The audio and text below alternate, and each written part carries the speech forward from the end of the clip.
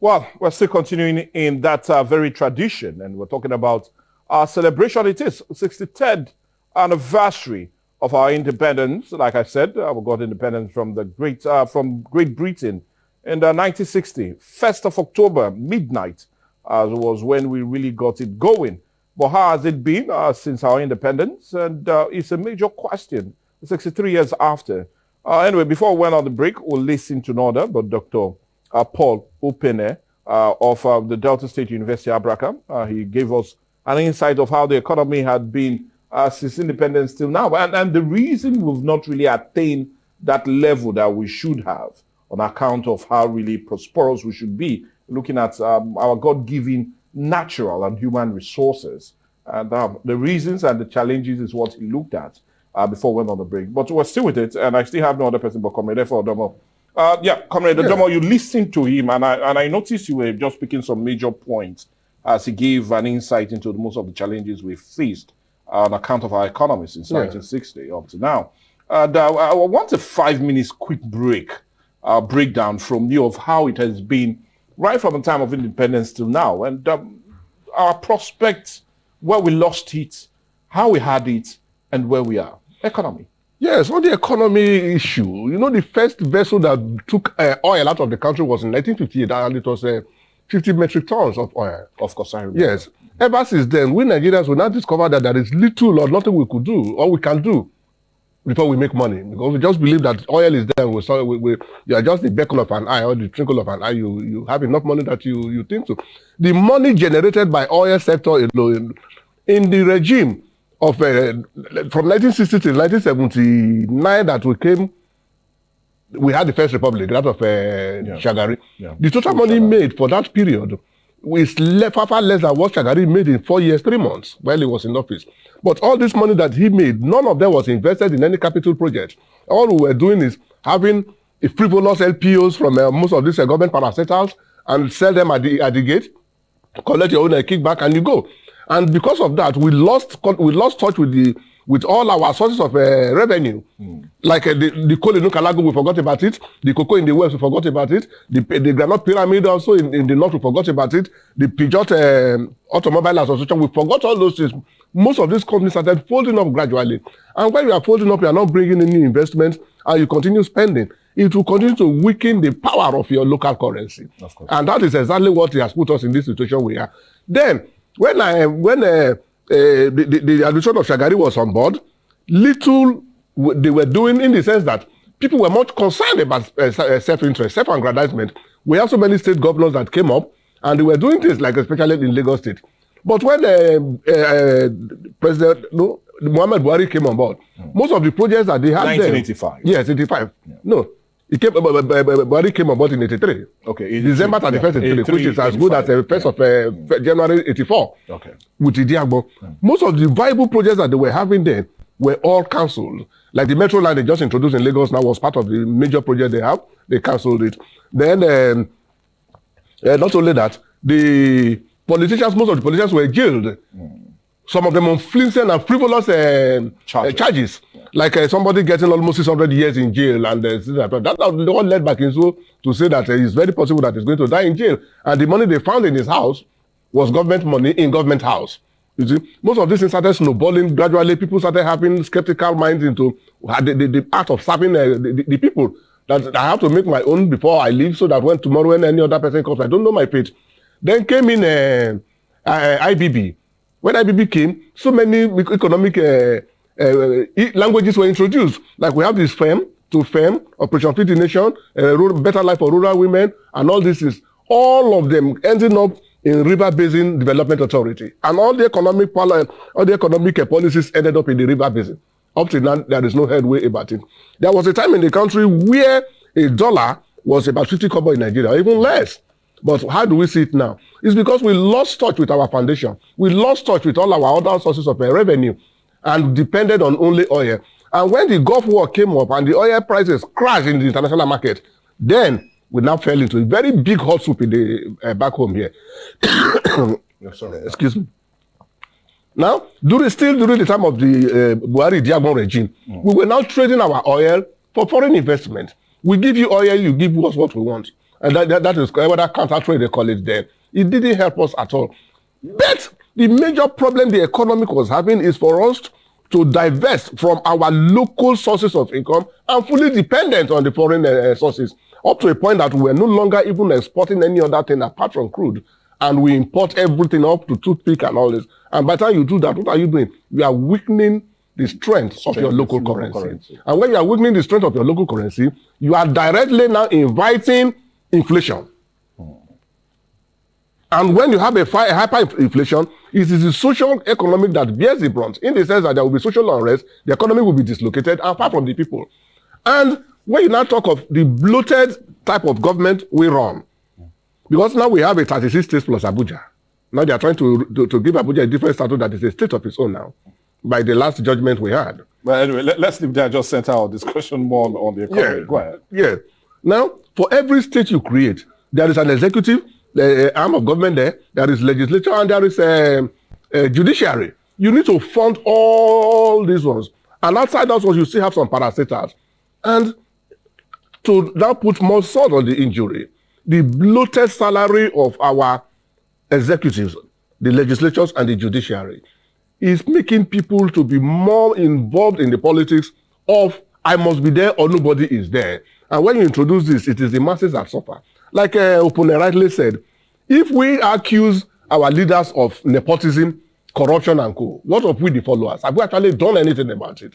Don't we know that the consulting projects they give to our representatives in the houses of both reps and Senate, don't we know that we're supposed to ask them questions? What have we done? What have you done with the allocation that is being given to you? So all you're saying is we're not able to invest with what we had. We never invested at all. And that's where we are now. For your information, when IBB came into office for the first time, and he was able to address the United Nations General Assembly, he said for every African child, both the born and unborn, owes United Nations an average of about $100 and something.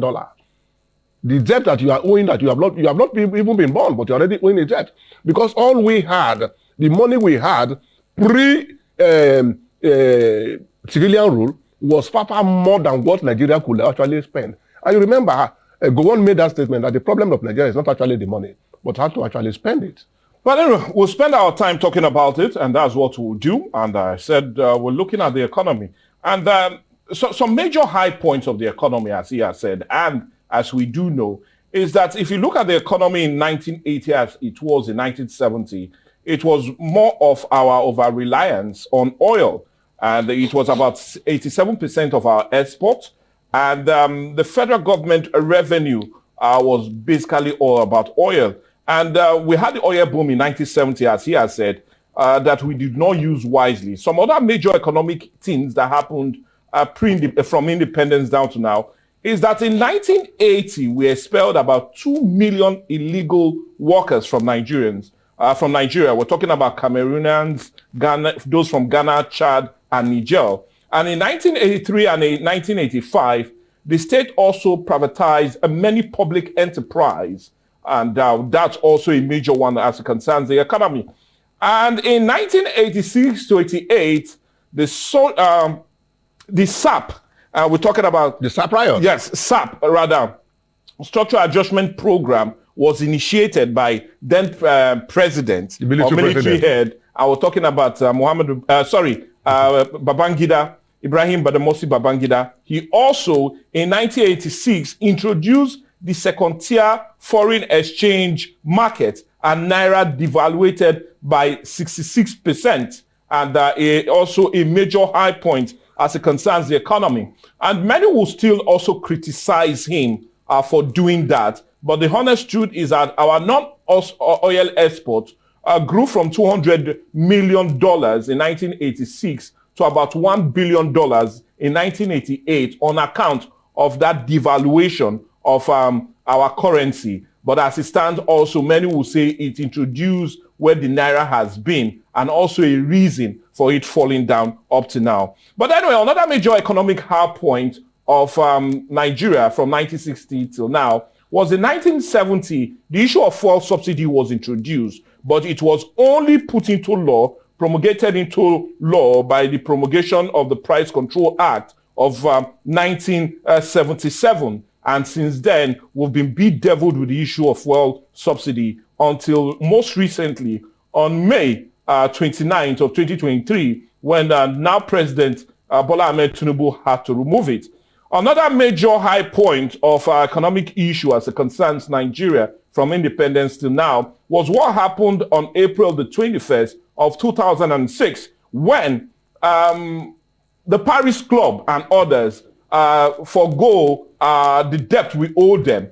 And it was a big turnaround as the foreign debt as it was being owed was put about $13 billion as of then. But they made us pay about 18 and forgave about 12 billion. And we also had the Paris refund that many will say that was not totally used by Nigerian government, especially governors, also after that very return. Those are some of the major high points as it concerns the economy. And we looked at some critical ones, just like myself and Comrade Odomo. But we'll continue in our discussion because it's still the independence anniversary. And we'll talk about another major challenge that bedeviled us from 1960 to now. And that is insecurity. And in our tradition of doing this, let's also go and get a major one from no other person but Professor Enajite Mrs. And she'll be giving us an insight into how security has been since independence up to now. And when we come back, we'll continue our discussion and looking at how it has been. When we talk about some major security issues that have concerned the country since independence to now. Let's get to hear from her. Yeah, the issue of security in Nigeria is a concern. It's of concern to everyone. It doesn't matter where you are. There's no being insulated from the happenings and the realities you have around you. Yes, we hear about cases in the north as if the north is the most endangered zone.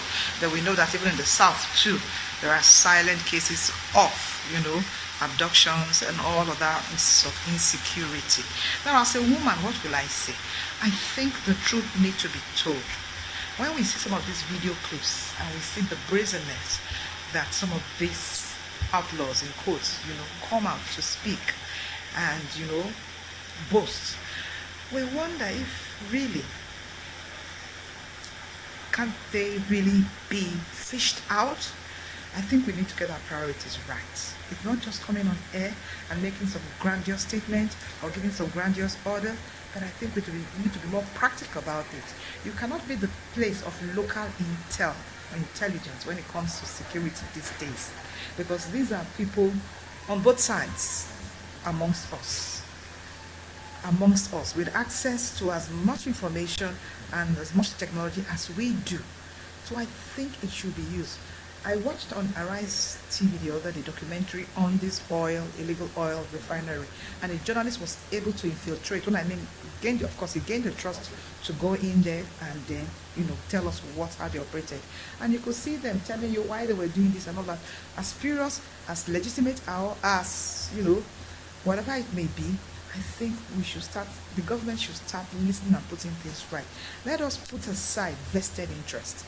And sometimes we have to admit too, that some of the monsters we breed are coming back to haunt us when they become lawless or when they, cut loose from their masters. And that's why I say the place of local intelligence cannot be underestimated.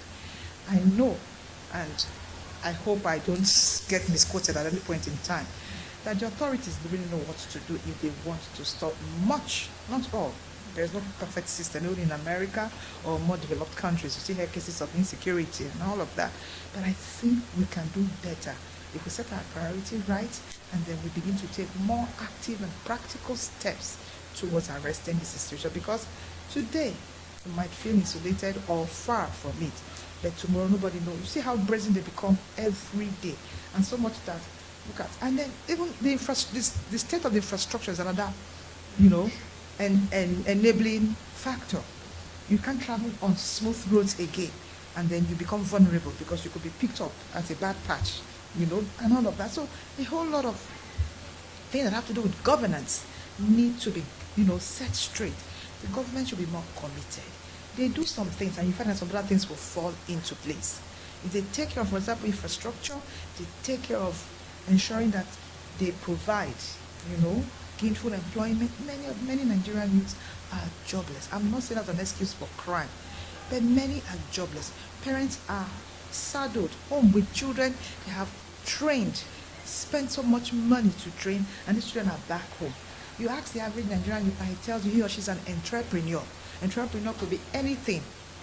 Nobody's downplaying the usefulness and the advantage of having a skillful a skill, but at the same time there are some basic provisions the government should be able to provide to help keep these youths busy, factories, and all of that. So I think much of it falls on the government, and then the value system has changed greatly.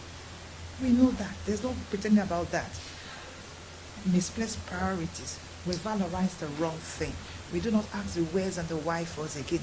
The communal essence of being our brother's keeper or being parents to the other has all fled.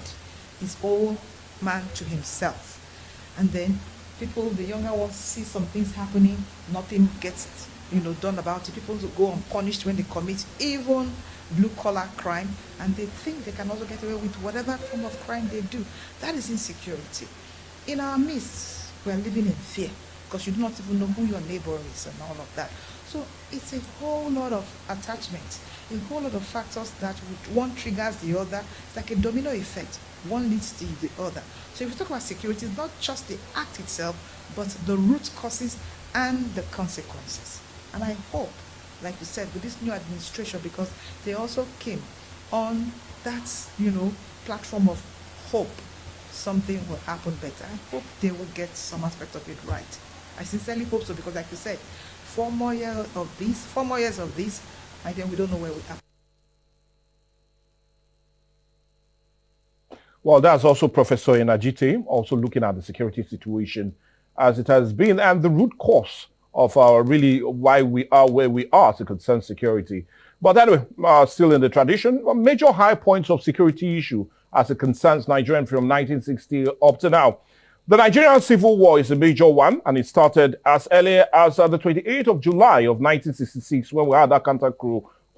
But the real war started on the 6th of July 1967.